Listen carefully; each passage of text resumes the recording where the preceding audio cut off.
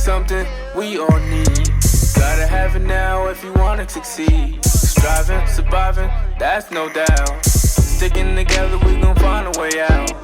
To all you young people, give it your all. To all you young people, give it your all. To all you young people, give it your all. To all you young people, give it your all.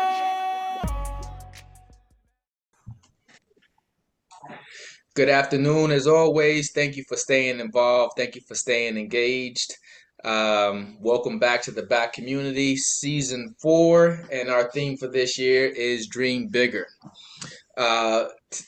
Today's guest and I had this conversation to have this episode almost a year ago.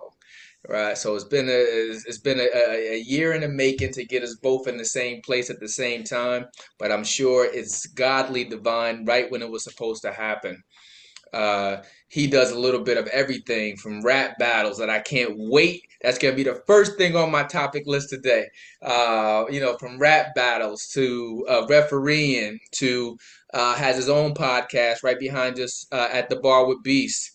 Everything's better with Beast is his brand. Today's guest that we have on the Back Community is Mr. Michael Beast Alexander himself. Bro, I just want to say thank you for being on the podcast, and I can't wait to dive into your story. Please don't thank me. It's an honor. I spent a lot of time navigating this world in darkness. So now to be walking in the light and knowing what my purpose is dope to be recognized and it's dope to be seen. So they say it's better to be seen than to be viewed. So I'm happy that you were able to see what I was doing, and it's my pleasure and honor to be here, man. Oh, thank you. Yeah, in fact, hold on, not to cut you off, but I've seen some of the amazing, active, talented, people, innovative people that have been on this platform. And I don't know if I'm deserving, but I'm here. No. You are here, rightfully so. And like I said, man, I think that you have a skill set and a talent that doesn't get highlighted enough, and we here to highlight you today. And in all fairness, for those of you watching out there, I got inspired about watching his background, and I said, man, I got to go get my own drink. So we about to have some fun today. Cheers, brothers. So first things first, man, I try to do my best job of interviewing or introducing everyone that's going to be on the platform, but I know nobody can introduce you, Mike, how you can introduce yourself. So my first official question for you on the Back Community is going to be this: Mr. Michael Beast Alexander, please tell the Back Community audience who you are and what it is that you do. Who I am. I am my name, right? I'm originally from Southside Queens. I moved up here at the age of 17. And I tell everybody, like, that's when my life was in its most unsure space. And this city adopted me, right? And embraced me in its own way. So I left for 15 years, came back, and I came back and developed the intentions to just shed light on all the amazing things that happen here. So many people don't even know what happens because it's almost a bubble here. So what I do is I go out of my way to try to shed light and shine light on any and everything that I pass that I think is deserving. I try to pour into every glass that is empty that I think is willing and deserving. So I'm just, I'm in, you know how you hear a lot of women speak about, I'm in my soft girl era. I'm in my pouring era. Nice. And I'm trying to get back, and I'm trying to make sure that I don't leave this earth with anything that could have helped somebody else in their journey.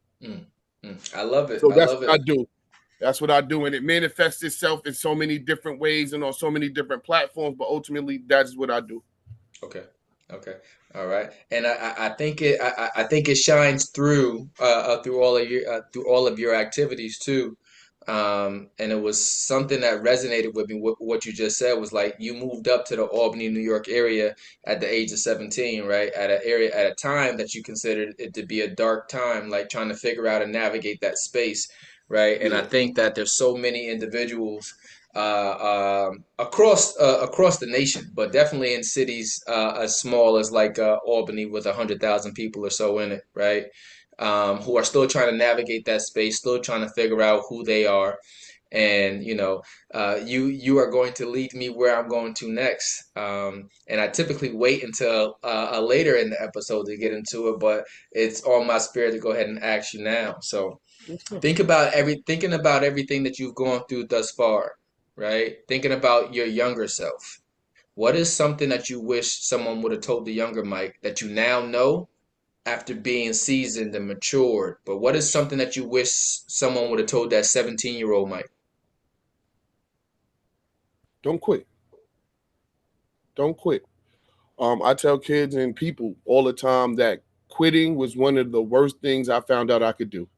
Mm, When I found out that I can quit rather than push through, I began quitting everything. I started to quit anything that didn't align with how I wanted to be or how I thought it should be. Um, uh, I played for Albany High. We had a game at Schenectady. I felt like the coach did me wrong, and I quit. mm, Coming out of halftime, he subbed somebody else in before he subbed me in. I asked the assistant coach to open the locker room. I ended up quitting my college team. I played college ball for 3 years.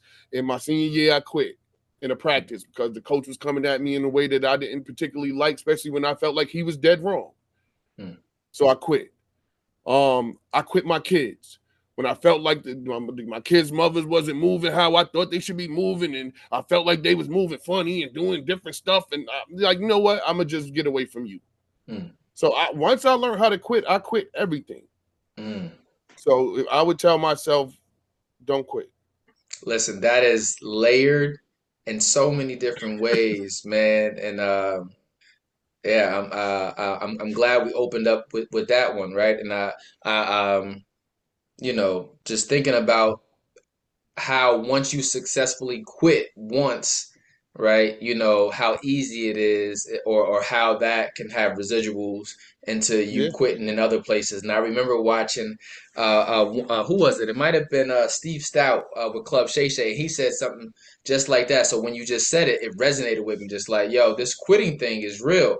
And I never looked at it that way. So just hearing you say it, it was just like, man, I walked out on the court. I walked out in life. I walked out in there, and that was my perspective for a while. So I'm glad that you said that you would tell the younger version of yourself that don't quit. yeah. Stick it through. It's a light at the end of that tunnel. And it's lessons through the tunnel, right? Mm, We always waiting for the end of the tunnel, and we not really embracing and understanding the lessons through that you gain through going through the tunnel, right? facts. So I missed a lot of those lessons because I got to a point where I wasn't willing to go to the tunnel. And it's the gift and the curse, right? I am so multi-talented that I got to the point where it was like, you know what? I don't have to do this. There's 100 other things I could do. So rather than sticking through this, navigating through, you know what I mean, the bumps and the trials, I'm out. I'm gonna Mm, go do this. We out. mm, Because I could go do this, this, and this. yeah. Right. So I never was in a place where like I never found that one thing that I felt like, oh, this is my calling. This is what I'm good at. So no matter Mm, what, this is what I gotta do. So no matter what, I'm gonna figure out a way to do this. mm, It was always, nah, I'll do something else. mm. You know what I mean? So I missed a lot. It missed Hey, out on listen, a lot. I appreciate the vulnerability on it because, I think, like you said, it's the lessons that you learn as a result of sticking through it. And I tell everybody, like, you can't just go from A to C. You got to remember that there's a B in between, and to be able to accept that season. In the Bible, it talks about Ephesians, right? And in Ephesians, it talks about how it's a season for everything, right? Season for war, a season for love, a season for forgiveness, a season for everything. And you got to go through each of those seasons to really have a great appreciation for what's coming ahead and what you've also come through. So And ultimately, right, when you get to that point, we call that being weathered, right? Yep, But how can you be fully weathered if you didn't go through all the seasons? absolutely, absolutely. So Well, let me see, man. I wanna break down. I wanna go back to talking about the brand. Better with Beast. There's so many things that fall underneath that umbrella. One of them being At the Bar with Beast. Tell us more about the show. Tell us more about the podcast and how that came to be. um so at the bar with Beast, I had a bunch of people coming to me from family to friends telling me that I should look into doing podcasting. My little brother was telling me that back when podcasting was really podcasting, because a lot of people don't even understand why it's called podcasting, right? There was a time in this space where you can only listen to podcasts on the iPod, Mm. right? So Yep. that's where the name came from. And he was telling me back then, like, yo, you should look into this. But I wasn't even an Apple person, so I didn't have an iPod. So I didn't even really grasp what he was talking about. By the time I did, I thought he was bugging. I'm like, yo, nobody want to listen to me. Like, nobody want to sit around listening to me, what I got to say, in my opinion. So when I finally decided, maybe you know what, maybe is a place for me in this space without it being me just sitting around giving my opinion. And because, like I said, my whole purpose once I started pouring was to highlight others. I'm like, oh, you know what? I'm not gonna do a podcast. I'm gonna do an interview platform. So I have I have a At the Bar with Beast is a platform where I do long-term that sit down interview, one-on-one interviews with different individuals to highlight them very much how this is. You know what I mean? So I do this, but sitting here at my bar, and the whole gist of it was to look like two people just chopping it up at the bar. So it's not very it's not overly question based. You know what I mean? It's more talking points about you. So I'll go do my research, get as much information I can, ask you for a bio if I feel like I wasn't sufficient in my research. And I'll just, like you said, basically structure questions to give you an opportunity to talk about you. I love it. So that's what At the Bar with Beast is. And I am currently in the filming stage of season 3. Let's go. Yep. So Let's it's go. 24 episodes of that out on YouTube currently. Okay.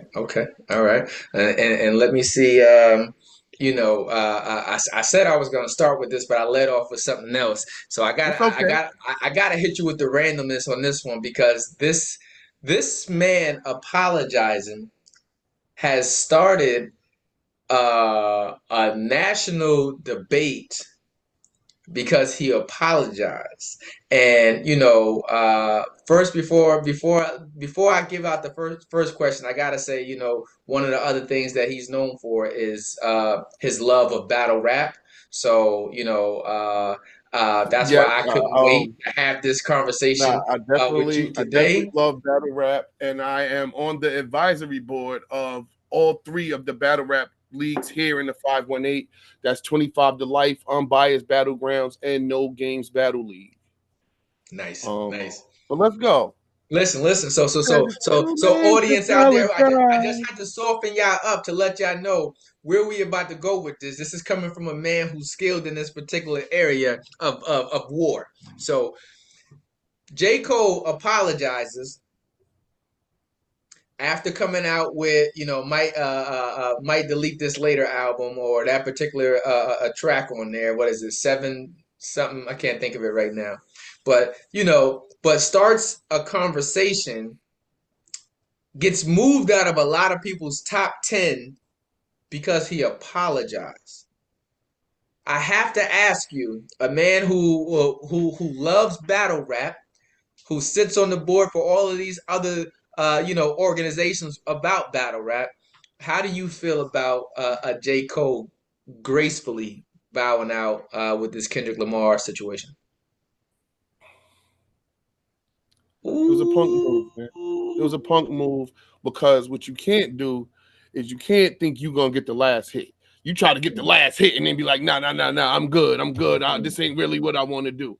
Listen, let's be clear. We knew that about you a long time ago, J. Cole. We knew you ain't want no smoke. K-Dot been calling people out, ransom every chance he get, mentioning, oh, you grew dreads and now you think you know this. So people been taking shots. We been knew that despite the fact that you are a great rapper, J. Cole, you don't want no smoke. So to pick up the blunt, get some smoke, and then nah, I'm bugging. I really don't want no smoke. I can understand how it may have got him some demotions around the boom bap rap community. But listen, man. So I got a call from Paul Kane. Shout out to my man Batman, right? I got a call from him, and then I ended up traveling down to Charlotte for this weekend to speak to a bunch of freshman and sophomore college kids at Johnson C. Smith. And this has been the argument and the conversation in all of these places. And I have to honestly say that I have no quarrels with him apologizing. None. As a 40-year-old man, a man that done been through his own wars, right? I just realized that if like everyone says you got to stand on business, right? So if I said it, I got to stand on it. But what if I said something and I really don't want to stand on it anymore? And I allow my ego or I allow the perception that everybody else may have of me to keep me going in that same direction. When it's easier for me to say, I said that, I did that, I apologize, I'm going left. I don't want that energy. I don't know. I don't want what's coming next. I know Drake's about to come hit you with something else. I don't want no part of it, right? I think it took more out of him to apologize than it did to allow him to let it breathe. That's just my that's my take. And I'm all the way with you when we're talking about being a human being, right? When we're talking about being a man. I don't say stand on business. I don't like stand on business because I've seen bad business done, right? I say stand on principle, stand on morals, stand on values, right? So if you felt that strongly about it, why did you write it? Why did you record it? You punched in, you re-recorded, that thing got a chance to marinate before it got pushed to the public, before we got a chance to hear it. And you still put it out. So something didn't go the way you thought it was going to go, and now you backtracking. I don't think that's just the same as really regretting something that you did. And when you look at the timetable from when you put it out to when you were sorry, nah, fam. Nope. Wait. But so what's the timetable on what's as Jay-Z says, in order to survive, got to learn to live with regret. So what's the timetable on realizing that I'm regretful about something? Because some people never apologize. Listen, so this is all right. For example, right? Here's something that I get somebody apologizing for because they said it wasn't intended that way. Fab had a bar where he said, you feel what I'm saying? Like, if you could have Beyonce, would you take Solange? Solange ran down on him, let her know he felt the way, and he apologized. Right? Because he was really just metaphoring and playing on. So his intention wasn't to diss her. Yeah. But in a diss track. Come on now, man. Come on now, man. Hey, listen, man. I don't want no beef. I don't want no problems. And I got a good guy down here, actually from Albany, that lives down here. I used to mentor him. He lived down here in Virginia now. So we were just with him 2 days ago. Same argument. He just like, bro, you not from up top no more. You know what I mean? Listen, you should know that he can't do that. But I'm just like, listen, we done lived through enough beef. Everything you said is correct in the real world. Okay. In the artistry world, I get to hold it against you. Okay. Yeah, that's but people are dying because of the artistry world, right? Because some people can't make the transition from life. Before you responded, you shouldn't have responded. You shouldn't have said nothing. People was dying before you wrote and put that track out. You was your age before you wrote and put that track out. What changed between the time you put that track out and your apology? The energy. The From who? energy. So that's me So saying, look, because it didn't go the way you thought it was gonna go. okay. Well, or because I've learned this from my wife to look at it from multiple aspects, or it went exactly the way I thought it would go. And now that I'm here in that space, I'm just realizing what's gonna come next. I gotta like that energy. You gotta keep feeding it and feeding it and feeding it, as they said on the Wu-Tang album. I'm gonna keep feeding you and feeding Yep. you and feeding you. So it's a never ending game. But if we're giving J. Cole some grace in the last 10 years, the energy, like yeah, like bars, he's gonna give you bars, but his energy as a person, he really been on like some soul searching, like yo, I'm Buddha S type person. So I don't I think it's too agree, far fetched which is why he had no business putting jumping that in there. out. He had no Okay. business orchestrating, constructing, and putting that out because we've all known, like I started with, that Mm, that's not you. gotcha. Fair enough. Fair enough. I'm gonna stay right there in the path of battle rap though. Let's go. So because like I said, that's another area of expertise for you. So like my concern with the situation was out of an abundance of caution because I see how quick a situation could go left outside of music, let alone you put it in a space in a social media world where people can't take disses. So you done diss me, now I gotta up you, I gotta kill you, right? It'd be like that. So but do you think, and I think Tupac said it best a long time ago, where he was just like, the media has to exercise greater restraint when it comes to stuff like this. What is your take on that as a person who genuinely loves it as an art, as a sport? How much do you think, the media influence has to be responsible on what they cover? Um, Well, I think it's two different things. I definitely think the media always has to be responsible, but I think we've gotten past that, right? I grew up in a time where before a story could come out, the research had to be done, the proper steps had to be taken because you didn't want to get sued in any way, right? But we don't do that anymore. That's not where we're at, right? Now we're in a place where, um, but all right, now we're in a place where it's about being first. So they don't care about being responsible. They want to be first, and some of it is not their fault, right? Mm, Some of it is because, and it's no fault of nobody's, it's just how life progressed. At the time that we talking about, when there was some level of standard and accountability in media reporting, mm, right? Media outlets were competing with other media outlets. mm. That's not the case no more. Media outlets are now competing with everybody with a cell phone. Yep, well, you and I. Right? In fact, many stories on the news get broken by regular people. Like many of the videos and stuff you see, a regular person took that. Ain't no more, oh, the reporter was standing out there with the camera in the cold. No, that was one of us in the ring with our phone. Like, and they just bought the footage, or we uploaded it and they took it for free because we wasn't smart enough to know that we could sell the news stations that footage. Mm, So it's a different struggle now for media, and now I can say whatever I want about you.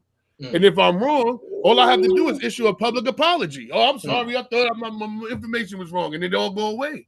mm. So there's no pressure to make them be responsible with their media platforms. Okay. Um, it's funny you say that, right? As much as I am into battle rap, you will never see a battle rapper sitting at the bar with Beast.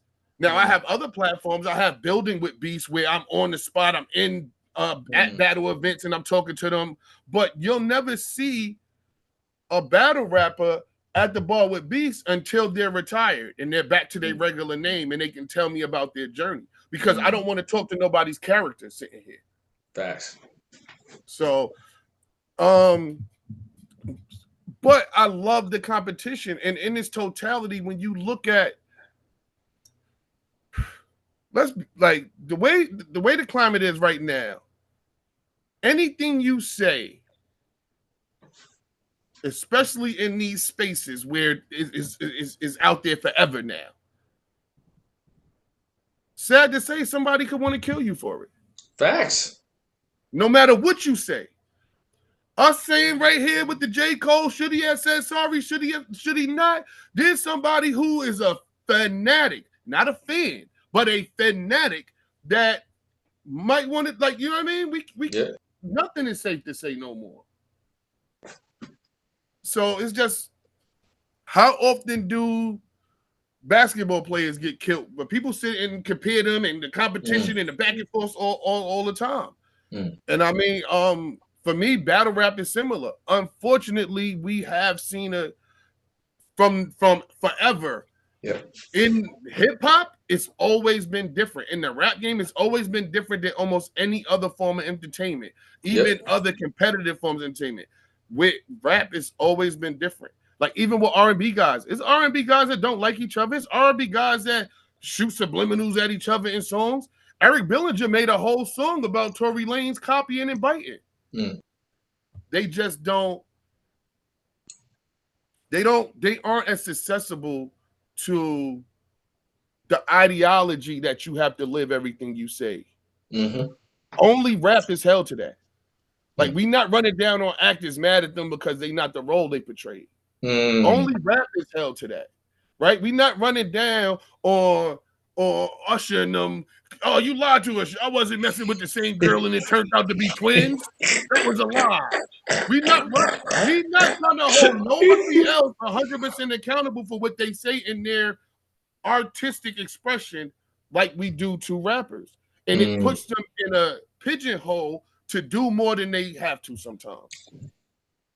Brings me right back to J. Cole apologizing. And but it brings me back to why he should have never got in it. Okay. Touche. So I think we're both correct. Okay. Let me see, man. Thinking about like I said, there's a lot of work that I see you do outside of battle rap, but I honestly think it might have been the battle rap scene that really put me on your radar.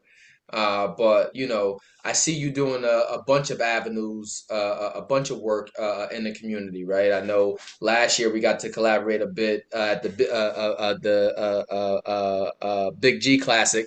I couldn't get it out just now at the Big G Classic, and you know, I love seeing your work. I love the passion that you have as a referee, and the fact that you know so many people, and you're connected within the community. So you know, tell me why it's so important for you to be an advocate for other people, because I see you wearing everybody else's brand. I see you always trying to give other people kudos and their flowers while they're still here. Why is that so important to you? Two things. I never felt like I had the luxury to dream. So many things seemed unobtainable to me and impossible to me, and I didn't have enough people in my ear telling me it was possible. Like I had my aunt Florine. I mean, my grandmother. My grandmother thing was always like inventions. Like y'all better invent something. All these commercials keep coming on. It's all this stuff people making to get rich. Y'all better make something. But I never felt like that was my bag. So I just never had nobody that I felt like if I really had a dream, somebody would get behind me and make me help me believe that it was achievable. And because I never had a dream for myself, even till today, like I don't have I want to get to here, I want to accomplish this, or this is. I don't really have no goals and no dreams and no bucket lists. I'm kind of on borrowed time. I'm kind of past my expected and projected expiration date. So the combination of the two, the combination of feeling like I never dreamed because I didn't have that push behind me, and feeling like I'm past my expiration date, those are the reasons why I'm like, nah, like, you want to do what? Come on, let's go. Like, so when Coop said he was trying to put together this 5-1 Great YouTube channel, I'm like, you know what? Cool, because I don't have no dreams of being a million subscribers on YouTube. So you know what? I'm going to take my show and put it on your channel. mm, And I'm gonna take my music show and put it on your channel. And we could start another show called The Terminal, and we could put that on the channel. So now people could go to 5 Great YouTube channel and five, 6 different shows, mm, right? So he had a dream to make something happen. So I'm gonna get behind his dream because I don't got my own dream to get behind. mm, So I'm pouring into others and helping them get to, you know, like the fact that you have something you're trying to achieve and a goal in mind, you're already beyond me, right? mm, So why wouldn't I help you? Why wouldn't I try to push you? Why wouldn't I try to highlight you? Why wouldn't I try to tell mm, people about you, promote you, and support you? mm. It's crazy, and I don't know if you overlooked this though, but even in you just saying that, it might not have been a direct dream of yours, but indirectly, right? Um, you are filling in the void or the space that wasn't available for you. Indeed. So though this might not have been directly your dream, your passion, right? That's one thing I love about God is like if you leave him enough space to come in and do what he gonna do, right? It ends up turning out way greater than what you ever thought it would be. So you just helping out or you deciding to go ahead and highlight other individuals is just as important as somebody who can verbalize what my dream is. My dream is to get to the NBA, right? You might be, as they call the invisible bully behind the scene. That's what they used to call Biggie, the invisible bully behind the scene that I can help you to bring your dreams to fruition. So there's a space and a place for you too. And, I just want to tell you that, it's a purpose behind what it is that you're doing as well that is just as or should be equivalent to a dream.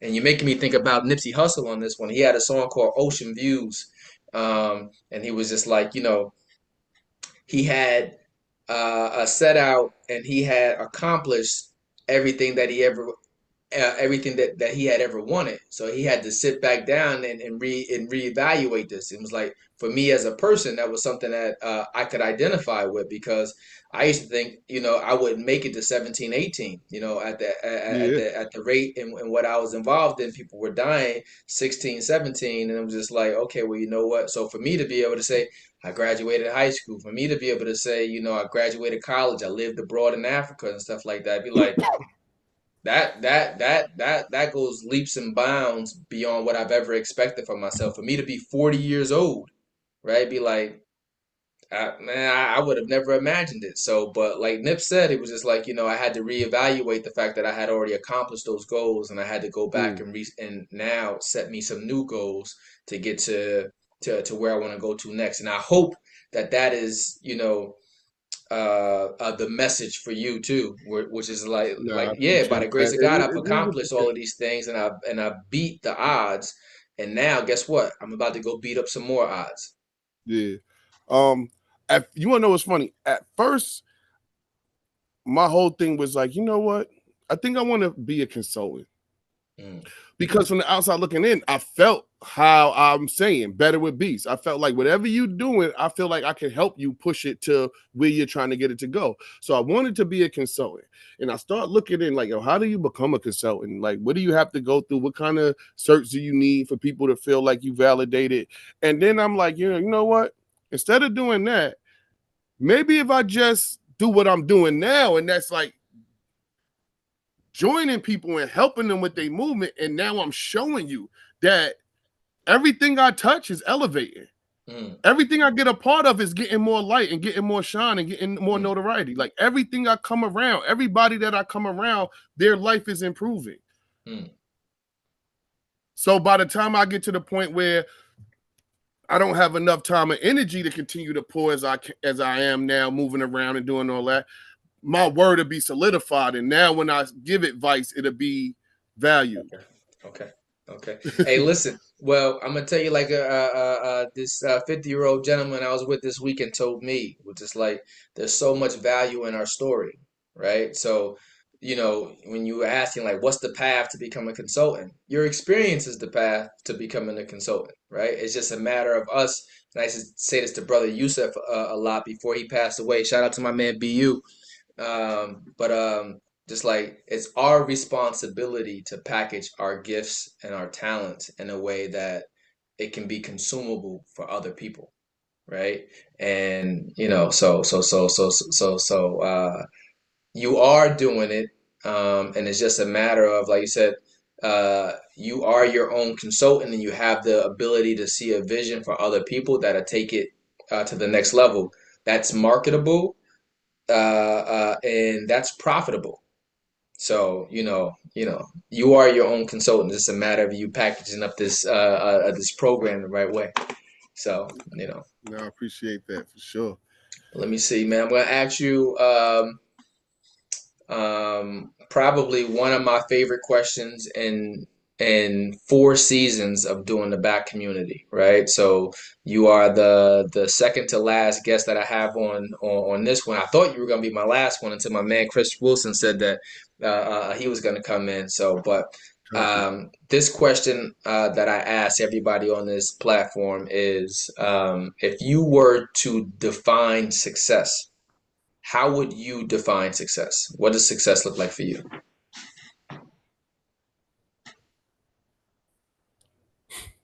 Success for me,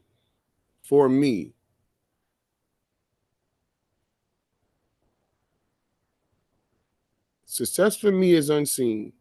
Success for me is how people are gonna remember me. Mm, Success for me is the jewels that I leave, the people that I touch in this journey. So when I'm gone and like, cause I can't take nothing with me. The memory of me and how mm, people perceive me is what success is like. You know what I mean? Like, so if the majority of the people who I've crossed paths with and that I touched in my journey have positive thoughts and you know what I mean, uplifting things to truly feel and say and think about me and remember me by, then this whole thing was a success. I love it. So it sounds like legacy.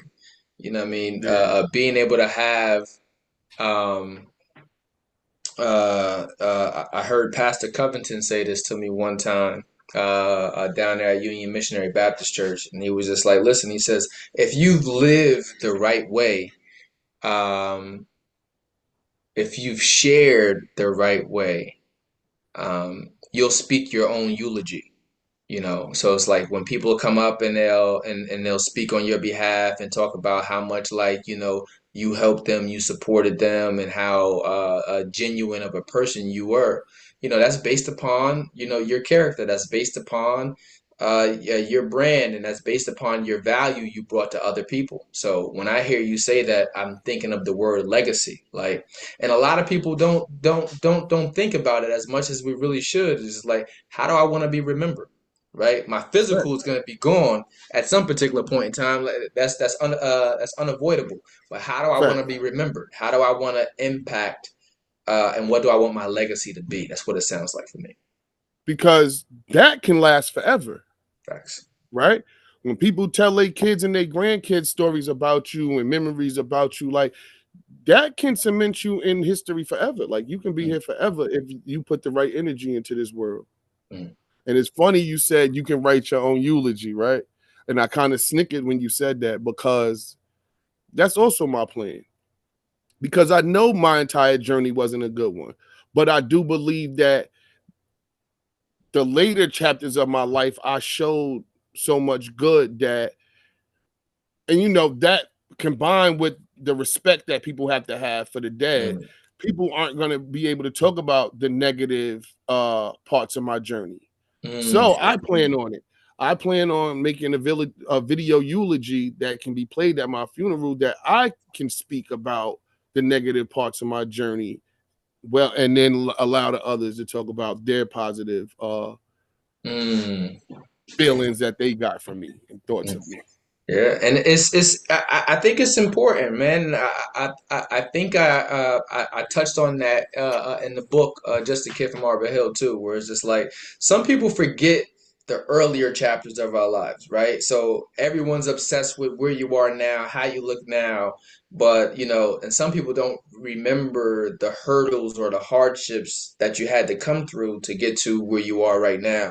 But I've lived long enough to know that, people end up looking at the desired imagery or this Instagram highlight reel that people like to live through and be Mhm. like, oh, okay, but you forget all of the stuff that you had to go through. So earlier in the book, Just a Kid from Arbor Hill, I ended up saying, what, I apologize to everybody that I might have offended or crossed when I was running the streets, right? Yeah. Because I might be at a place now in life where I'm healed or I've moved on, but some people might not have, right? So it's kind of like just taking to an account that, that still exists in the world and I got to be prepared for that one too. But here's my formal apology and I'm going to send my piece to you and hopefully you'll send your piece back to me. And for those who don't want to accept your piece, biblically it says that that piece is going to be returned back to you anyway. So, Fact.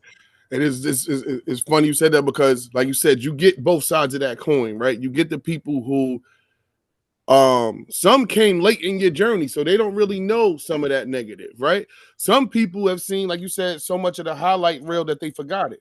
But then you also have the people who, no matter how many highlights you post, will never let you be who you are ooh, today. They will try to hold you to who you were then because they brain don't want to upload new information.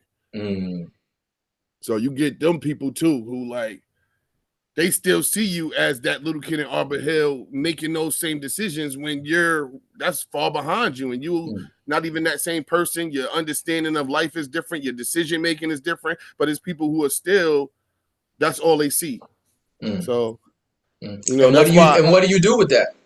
and listen, I'm about to say that's why it's important not to get too caught up in how others see you because a lot of time perception is based on perspective. You feel me? A lot of times people don't have the correct vantage point to see who you are Mm, clearly. And it ain't their fault, but it ain't hmm yours either. hmm So some stuff you just gotta ignore and keep moving in the direction that you trying to move in. Facts. You know what I mean? Facts. Jay-Z said on Lucky Me, he says, how can you fairly assess something from the outside looking in? The majority of the Yeah, times you'll be wrong. yeah. Let So me see. I'm yeah, gonna man. get you on here for what's called rapid fire. Let's go. This session is 90 seconds of me asking you questions. I love rapid fire because I always say, as adults, sometimes we forget to allow people to know that we actually got personalities. I think so many times we're so wrapped up in protecting our brand or being professional that we forget that there's a human being behind who we're portraying in that particular moment. And I like to get behind that. And one of the ways over the years I've learned to do that is by learning who you listen to for music, learning what kind of movies you watch, and learning what kind of food you love. So in rapid fire, I like to ask some fun, friendly questions to get a chance to know you better. You ready for that one? I'm super ready because I love this. This takes me back to how I spent most of my life not thinking before I talk. Like that was a learned behavior. Like thinking and trying to say things correctly, that was learned behavior. It Mm, started from diarrhea of the mouth. So this allows me to be comfortable in how I like to be. So let's go. let's do it. What's your favorite season? Fall, summer, Fall, spring, fall, fall. fall. Okay. If you could choose anywhere in the world that you would like to live, where would it be and why? Albany. Okay. Because I If you like could, familiarity. I like to be known. I think reputation means something. I like to know I can leave my bike outside because my neighbors know who I am and I know who they are. I love it. I love it. Yeah, I almost forgot I asked the why. Let me see. If you had a favorite go-to or cheat meal, so let's say you're having a bad day, as it says on this drink label, right? You're having a bad day. What do you go to? What's your snack or your go-to meal that's a good pick me upper for the beast? Cereal. All right. If you had a favorite shoe sneaker, what's your favorite sneaker of all time that you choosing to put on your feet? You look like an It Air took Max me a guy. second, but I like the 720s. I mean the 270s. I like the 270 joints. It's a Okay. nice, comfortable shoe. Okay. Okay. All right. All right. Favorite artist of all time, any particular genre, who would it be and why?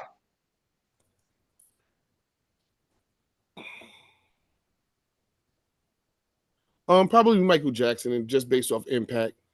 impact, reach, and um, it was hard to put him in a box. Mm, So yeah, I want to be cremated because I hate boxes. Don't put me in no box. I do too much for your box. okay. Okay. So even in death, I'm living outside your box. All right. All right. Let me see, man. If there was something that you would determine was your biggest fear, what would it be and why?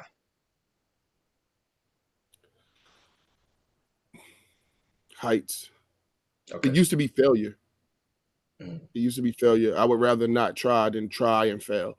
Now I'm beyond that. I'm me, so I'm willing to try whatever, and I believe truly that I can be successful at anything I put my efforts to. But yeah, heights. Uh, right. yeah, no, thank you. And last question for rapid fire, man. If you had to choose your favorite actor or actress, who would it be and why? Tom Hanks. Okay.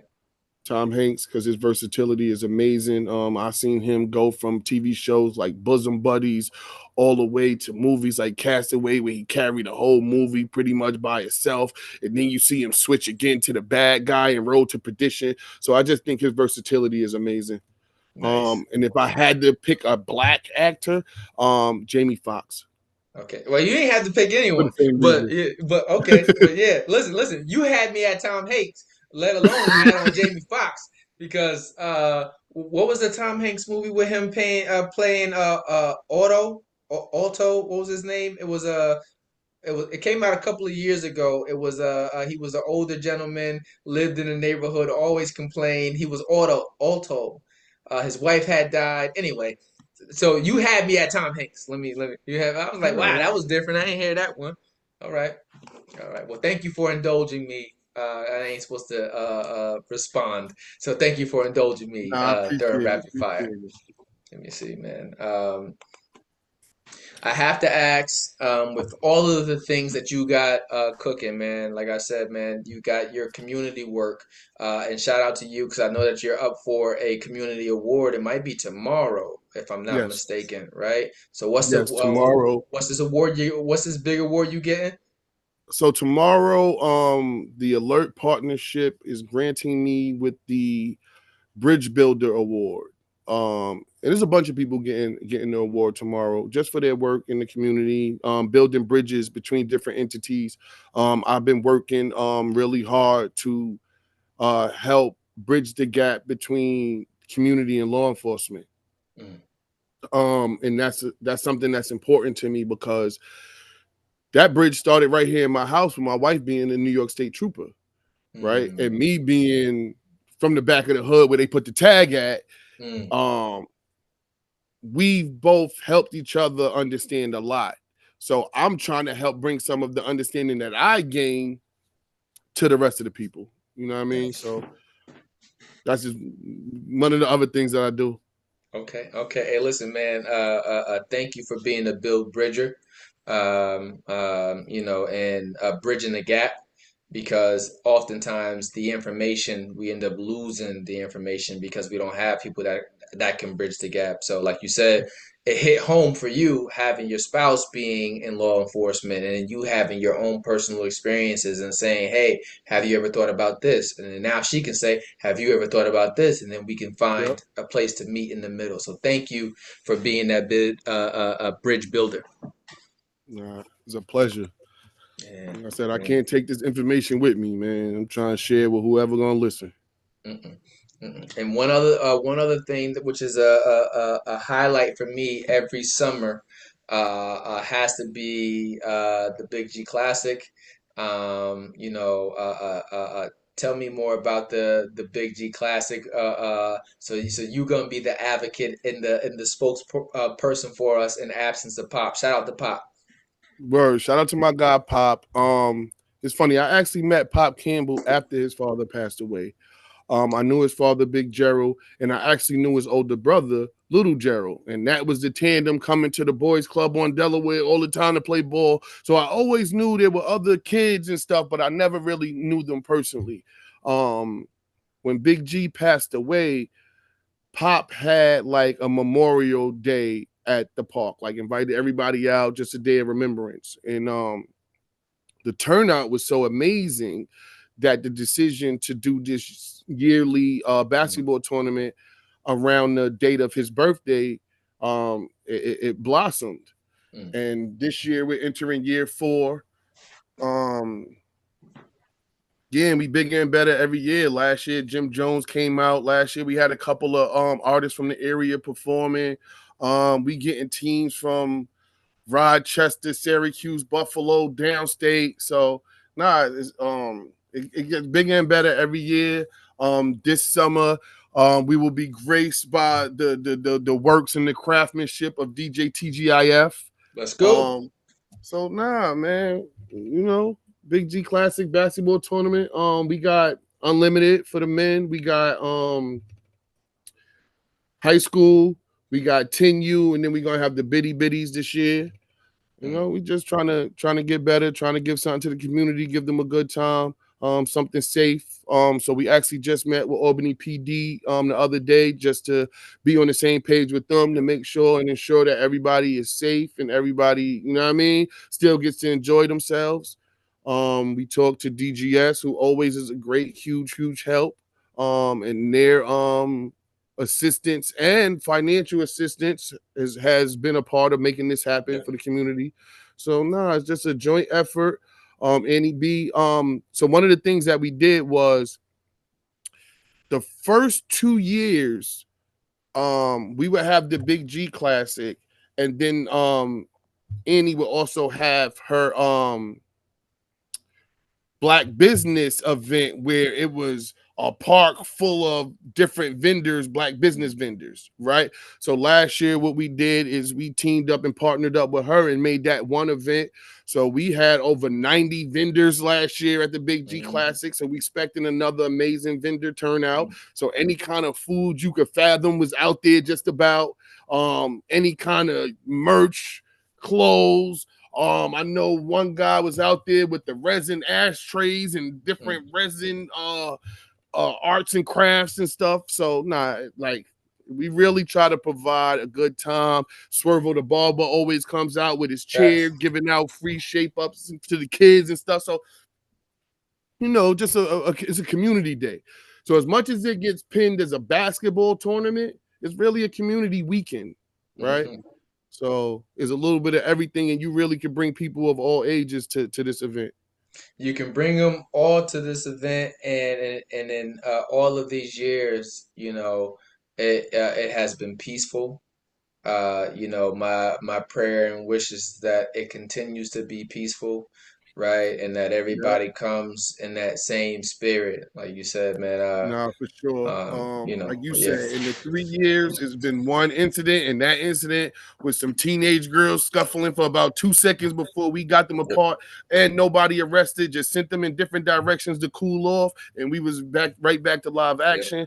I want to shout out the Auburn Hill Community Center. I also want to shout out Green Tech High School because in the times that it rained in the past, they provided facts. us with indoor locations so that we can keep the party going, as they say. Um, so yeah, it take a lot of people, a lot of minds, and a lot of hands to make it work, but we gonna make it work again for year 4, man. There you go. There you go. Shout out to the Big G Classic coming Yeah, up so in that'll be July. July Uh, 27th and 28th, in Washington Park, as always, man. At the graveyard, as we call it. there you go. There you go. And then you got to tell me about this one before you go, because I heard you got something cooking in the Bronx. What can we expect from you coming out of the Bronx area? So June 8th, we're in the Bronx with Unbiased Battleground. It's the Insomnia card, so don't plan on getting no sleep. We got 11 battles on the card, all 3-round battles. And it's gonna be an exciting one. We got a 2-round battle on the card. Um, yeah, It's also the league owner's birthday, so we turning up for his birthday as well. Mm. And we've announced all the battles that are going to be on the card except for one. We got one more battle, and it's a big name. So I think the community of battle rap, like if you know battle rap, you're gonna like this. And it's also being hosted by a very big name. It's being hosted by Lush One, who has been around this culture for a really long time, and I'm co-hosting the event. So yeah, that's June 8th in the Bronx. You know what I mean? You need some more information about that, come hit up my Facebook page. I'll give you all the information you need. Pre-sale tickets is on sale already, so come get with me. There you go. Actually, that I got one more question for you before I'm gonna let you go. But before I get to that one, please tell the audience how that they can find you. I know you got a pop in a YouTube channel. I know you got a pop in Instagram channel. We didn't even get to these Instagram lives where we allow people to come up in there and either audition live or listen to music, spin the block. So, Yeah, we but got the first Spin things the Block first, music tell them how I can review. find you online. How do people All right. find you online? So you absolutely can find me on Facebook under that name right there, Michael Alexander, Michael A. Alexander to be exact. You can find me on Instagram at Nice the Beast 149. And you can find me on YouTube at Nice underscore the Beast. Like when this drops, I'll make sure I put all the links so y'all can get to them, all the pages. But yeah, man, I do a little bit of everything. Hey, listen, like I said, jack of all trades, master of none. Ain't nothing, But ain't, yeah, so ain't we nothing definitely wrong with it. me and Pesci Kruger, a rapper from the area that's been putting in work for a long time. Me and him have the music review show, Spin the Block.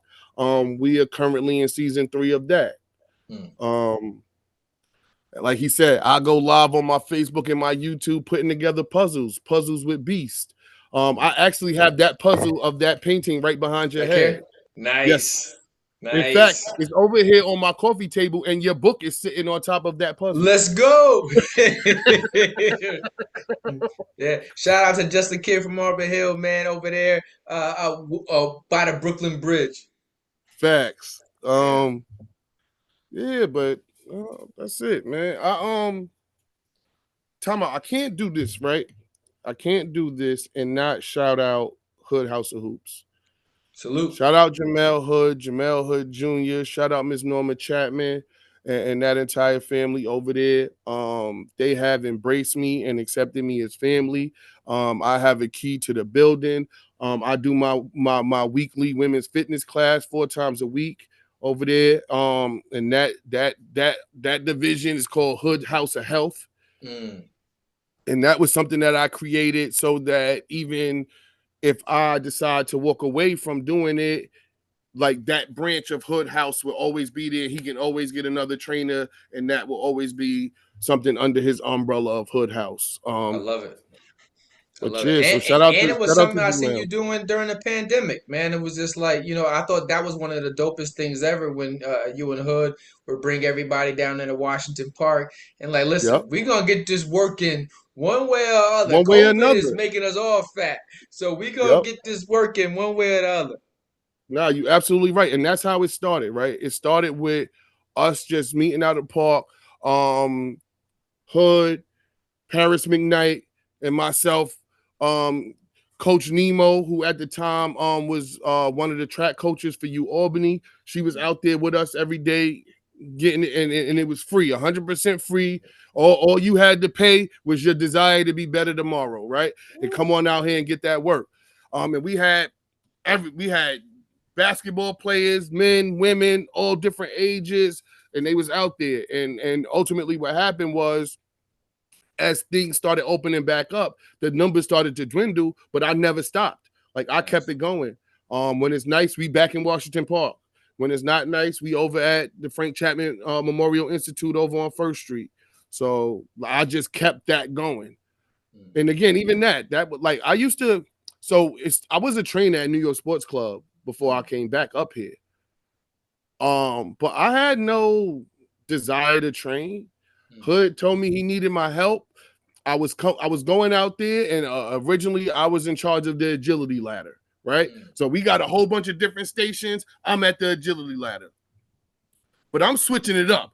I'm every night I'm going back home. I'm on YouTube looking at different stuff. What else can I do on this ladder? What else? Like, you know what I mean? So Hood really saw people gravitating towards me. He seen how it was working. So he really just was like, yo, Beast, nah, keep rocking with it. Keep it going. Facts. So I kept it going. I Yeah, mean, man. four I have 4 women who have been consistently locked in with me. They pay me a month in advance. Um, and then I have other people who tap back in every now and then Yep. because I created a whole Facebook group, Hood House of Health Family, and I probably have 150 people in the group. So I post flyers every day we have a workout. I create different flyers and I'm posting flyers, and the people still, they support. And it's again, that's something that's for them because I don't Hey, really work listen. out like that. I just stay active.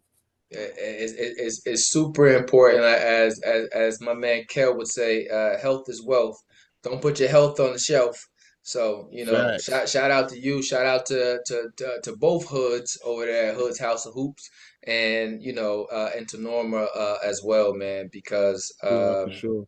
it's like one of the things I have to say is that Albany in the Capital District area as a whole has so much talent, right? It's so much talent, and I think that a lot of times it ends up running up against each other instead of running with each other, right? So it's Indeed. always a blessing to hear the stories of how they can run with each other instead of up against each other, right? Oh Because no, we're absolutely. better together than we are individuals. So It's always that. So at one point, I had to go out of town. Hood made a phone call. We pulled Tehran in. Tehran came over, held the class down for me. That ended up turning into him taking whatever days I didn't have. So whatever days I didn't have workout, you could have a workout. And that ultimately manifested itself to him getting his own gym and rocking. And even now, like a job opportunity just came across my desk with some training that I couldn't take because of the travel that me and my wife do. I gave it to Tehran. there you go. So it's There you always go. that. It's always running together. You know what I mean? There you go, Um, running together, man. Listen, my final question for you on the back community has to be this. Thinking about legacy, right? I know that's really big on you, right? I know you said even eternally, I'm not living in a box, but thinking about everything that you have accomplished thus far, surpassing everything that you thought you would be, surpassing everything the world thought you would be. My final question for you has to be this: thinking about everything that you've gone through in life, what are you most proud of?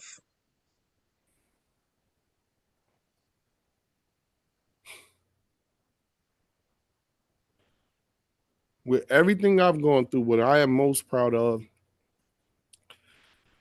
is the relationship I have with my middle son. I'm looking to mending the relationships with my other two biological sons, but the relationship that I have with my middle son after ultimately abandoning him, um, and going and trying to figure out who I was and what I wanted and coming back, like he never act funny to me. He Mm, came to my wedding. We've mm, been to Cage Wars. He came to a Benny the Butcher concert with me. Like, so that's what I'm most proud of. That after all I did wrong, my son still make the time of day for me I love it. when I I love probably it. don't deserve it. I love it. I love it. Hey, But I guess he feels I deserve it, right? So I don't know. facts, facts, and we are not the sum of our actions, our experiences. We're the sum of what we learn from them. Mm, My oldest son, I had a huge gap when I didn't see my oldest son. I got him in my life now. I'm pleasantly thankful for that, right? Because it takes a while to be able to, for parents and adults to do the adulting thing. And then, just like I got three boys. I got a 14-year-old, soon to be 15-year-old. So my oldest one, I'm hoping he come up to Albany with me for the Big G Classic this year Nah, that's because fire. I I want him to never knew play you with the had three 14 and boys. 15. Yeah, yeah, yeah. I got a 14-year-old. It'll be 15 in November. My middle child, Dominic, will be 8 in June, and then my youngest, Nehemiah, just turned 6. Nah, fire. I have three boys as well. Yep, I got three boys, but they all grown men. My kids are currently 23, 24, and 25. Wow. Okay. Okay. Okay. All right. But listen. We got the same ministry though. God said, I'm gonna give you a ministry to heal and talk to young men, right? And the other thing I always say is that, see, I never did no lady dirty because, God gave me boys instead of girls. And I'm just like, because sometimes I say, well, I'm gonna give you a girl so you can realize how many hearts you broke. So, but I guess Yeah, that I try to say that, and I did some women bad, but maybe I didn't in the grand theme of things. If I still got, because and let's be clear, I ended up with 5 boys in totality because my wife has 2. So facts. we got 5 boys in total. So maybe I didn't do women as bad as I thought I did, or as they were saying I was doing. See? See? Listen. As, All right, we as go long with as that. you've been open, honest, and upfront, there you go. There you go. Hey, listen, man, Beast, I want to say, first and foremost, thank you for coming on the back community. Like I said, thank you for being patient enough with me to make sure that we did it at the right time when the time was right to get it out to the people. But I am blessed to know you. I wish you and your family continued success. Congratulations on the wedding. Congratulations on the mending and healing in that relationship with your son that you just Yes, sir. spoke up to. But I wish you continued success moving forward, and I can't wait to get your story out to the people. Nah, once again, I appreciate it so much. It's an honor. And it was enjoyable. I knew it would be though. Woohoo! Because the times we chop it up is always like, all right, wait, we gonna get to this. Like it almost got to the point where after we decided that this is what was gonna happen, we try not to talk too much because it's like we don't want to, you know what I mean? Yeah, So yeah, yeah. I nah, want to wait. I want to wait. yeah, yeah, And, yeah, and and it's gonna be part two because I still gotta come to At the Bar with Beast. So I'm absolutely. always in and out of Albany, but it's like it's a quick move for me. So it's like by the time you see I'm there, I'm already back in You DC. already. But I will be Nah, up we there, definitely gonna God willing. schedule it, and make it happen. Yeah, We there we definitely go. gonna make it happen. One more thing before I go, I do want to say, I do want to shout out the Alert Partnership.